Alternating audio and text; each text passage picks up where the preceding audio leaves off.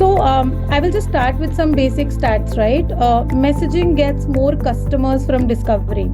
And if I just step back and think of myself as a shopper, I would really be more comfortable discovering a product and purchasing a product if I know I can reach out to somebody, whether it's my delivery of the product in time, or it is any post-sale support.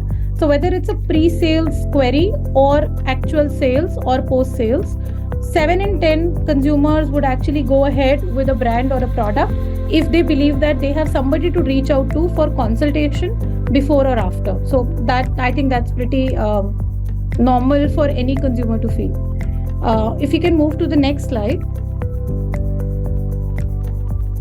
We did another research where 68% consumers have contacted businesses for product or service research. This really is the pre-sales period where they are really thinking about should they go ahead with a product, how are they thinking about it. And the reasons consumers communicate with businesses via messaging apps are as follows. So the largest reason is availability of product or a service.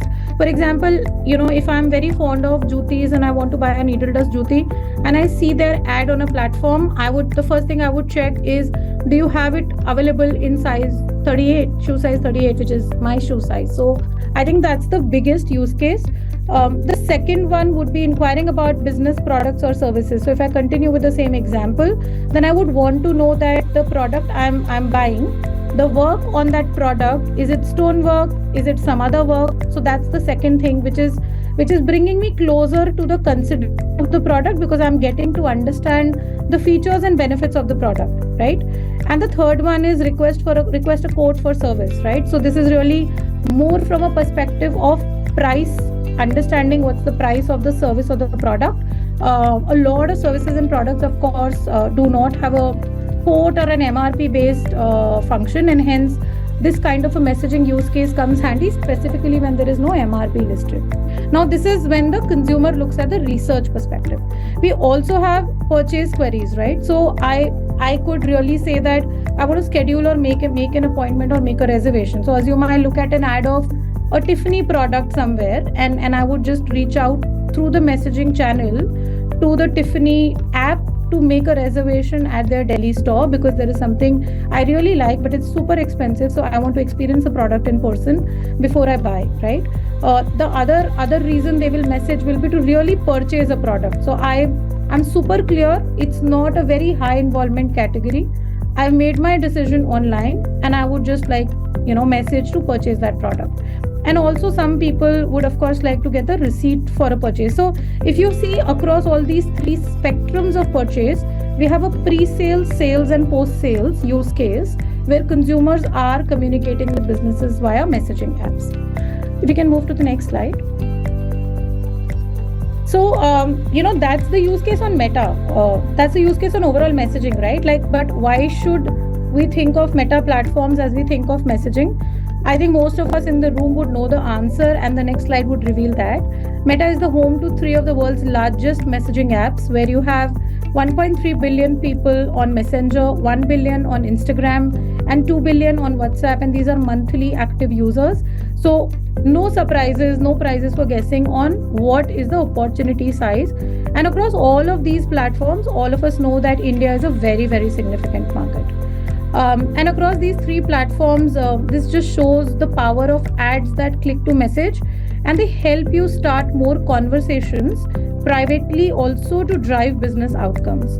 What we will do in the next 7 to 8 minutes is just understand how do we run this across WhatsApp and Instagram to a little more detail, and what are the technicalities of being able to run that. If you can move to the next slide. This slide really just talks of the business use case, right from reach to engagement to conversion, which is nothing but the overall consumer funnel of awareness, consideration, conversion, and how messaging provides use cases across all our platforms for advertisers to drive these business objectives. We'll talk about some of these examples in length. We'll start with ads that click to WhatsApp, because I also know that that's a question on top of a lot of advertisers have asked us this question. Social Beat and us are already in touch on how do you unlock WhatsApp ecosystem for some of their advertisers. So they are also great partners with Meta, who are innovating for some of the first use cases on leveraging WhatsApp as a business platform and person to enterprise kind of a use case. If you can move to the next slide. So I think the biggest advantage on a use case like this is your users can initiate conversation from various entry points. If you look to the left hand side, there are use cases like website contacts us page, where you could have a link and the user could start a WhatsApp journey from there. Product packaging QR code is another use case we have seen in a lot of products, where the QR code on the packaging enables a WhatsApp conversation. Clearly official website page icon is one of the most common source, and also in your Instagram page, etc., you could create a unique click to chat link, and there is a sample shared there. So really what we want to enable is across all public sources, bring the conversation from public to one-on-one, and I think that's the biggest advantage of what WhatsApp brings, which is the power of personalized communications while still keeping them private. If you can move to the next slide. If you look at across the funnel, and I think all the advertisers largely are looking at two things, right? We are looking at bringing new potential customers into WhatsApp. We are also wanting to bring our existing customers into WhatsApp, right? I think those are the two levers any business will use to grow business on our platforms or in general. So with ads that click to WhatsApp, using ad targeting and delivering on Facebook and Instagram, there is a potential of bringing new potential customers into WhatsApp. And additionally, with business initiated messaging, you can also bring existing customers into WhatsApp. So what that really does is helps lead generation as well as purchase and post-purchase decisions through business initiated messaging. And what this really does is builds a use case for an end-to-end support network as your shoppers shop for your products across various platforms. If you can move to the next slide. So that's broadly what WhatsApp could do. We will move to what Click to Messenger could do. Now, moving to the next segment, where lead quality is a key criteria, and a lot of us in the room would be running lead generation as one of the key business objectives, and cost per qualified lead continues to be one of the profitable matrices we would want to look for. Now this is how it works on Messenger, right? Like, it's a combination of AI and agent-led conversation, which at the end of the journey actually helps you to get better cost per qualified lead. And I'll take a few examples on the screen on how it really happens. If you look at the first one, right, there is answer validation. So while the consumer is filling the form, there could be wrong inputs entered. Now that in normal scenario would qualify as a lead, but in this one, through bot enablement, you can actually validate if the phone number is not a 10-digit number in India, or if it's an email which does not have @ mentioned in the email anywhere. Some of these validations could be done at the first step, and the lead doesn't go forward in the qualification. Similarly, there would be things like disqualifying questions. Assuming you're running a catalog and somebody has a query on specific product which you're running out of stock, those questions could be considered as disqualifying questions, and again, that doesn't qualify as a qualified lead as you progress through the funnel. Similarly, progress banners, you can see how far you are to complete the flow, and then eventually you move to handing over to a live agent, which is really a person ensuring that there is everything hygiene already taken care of after the lead gen flow is completed. So this process is actually a combination of tech and people to ensure that our cost per qualified lead is in check, and we are improving the lead quality through this mechanism. Moving on to the next slide. Now we spoke of lead gen based businesses, right? We are also having representation of consumer businesses and direct to consumer businesses, where large objective of the business is customer acquisition and driving discovery and sales for your business. So I'm going to talk to that use case as well. If you can move to the next slide. So the first use case I really want to talk about is enabling discovery of new products, right? So on Messenger, it's very critical to use stories and frequently asked questions to encourage customers to engage. All of us today know that most of the consumers are spending a lot of time consuming video content, And I think that's where this becomes a big use case, which is using stories and engaging the customers through frequently asked questions. So stories is again more public, where you drive a little intent, and then you take it to frequently asked questions, again using AI, and then drive users to learn and discover new products through the private conversation. Moving on to the next slide, where we talk about how do you convert discovery to sales. Ads that click to Instagram direct promo campaign, right? So there are you discover ad that click to Instagram direct promotions. There are automated message options within those ads that click to the campaign, and they issue coupon codes as well. So I think it's a very interesting use case a lot of advertisers could use to leverage coupon code led messaging that also helps them eventually attribute sales to how those ads perform for them in terms of total sales delivered as well.